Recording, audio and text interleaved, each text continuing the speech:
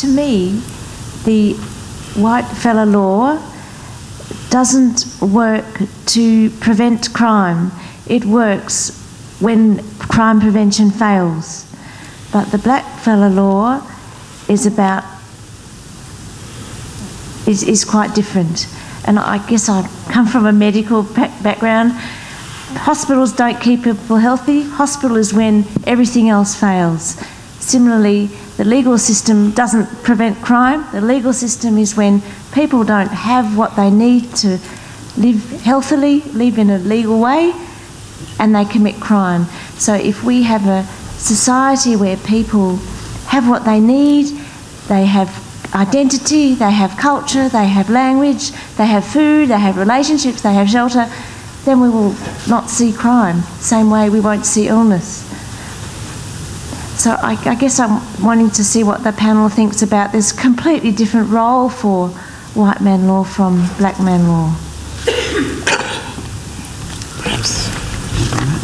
Look, with that question, if I could ask probably Glenn or Magistrate Ward to comment. Oh, I could go with that. I think your comment is very perceptive. It's something that I've been talking about recently, because I think right at the moment people are understanding that, what you've said, but the white man law is going even further away from the type of law that looks like it would actually work. Because now, I think back to some of the judgments from the 1980s where the Supreme Court judges would give bail to people to go and get payback, to do what the people wanted, and to start that whole process of dealing with the death with reconciliation and healing amongst the people.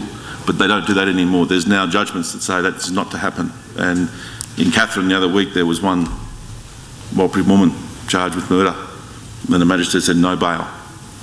That's not going to happen because the punishment is an assault. The law is an assault. So white law is harder now than ever. And now we have, to show how hard the white law is, we now have 18 new police stations being built around the Northern Territory. They've looked at the map and said, where is there no sufficient police presence? We will build 18 new police stations and man those stations at a cost of $10 million per station. They've already built 3, and there's 15 more to come. And there will be more police out in the lands, and they will be going out there undertrained, and they will be blundering into more ceremonies and causing more disharmony. And that is something that, in my mind, should be stopped.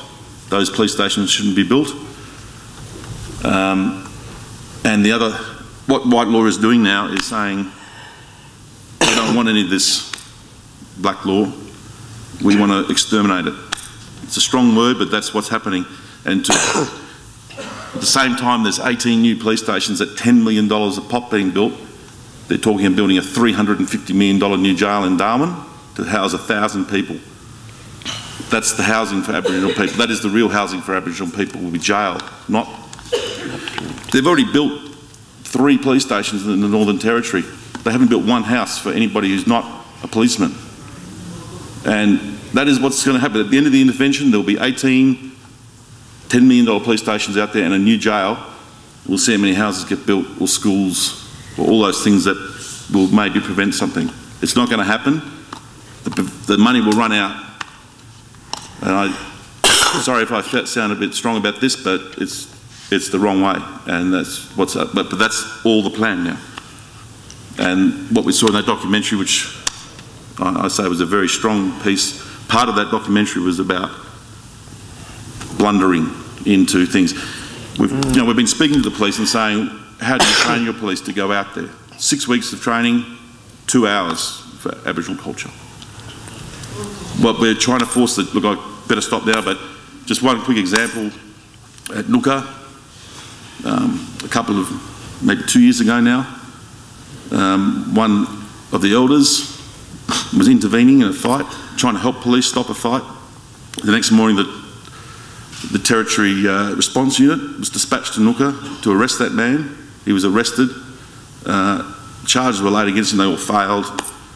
He sued the police through our service, and only then did the police say, in that community for the future, when they had the choice of being sued in the Supreme Court or having the matter mediated, and it was ended up being mediated by a Supreme Court judge, Justice Thomas, is then they said, we'll now have a special plan for that community to induct our police in there. So that's what it takes.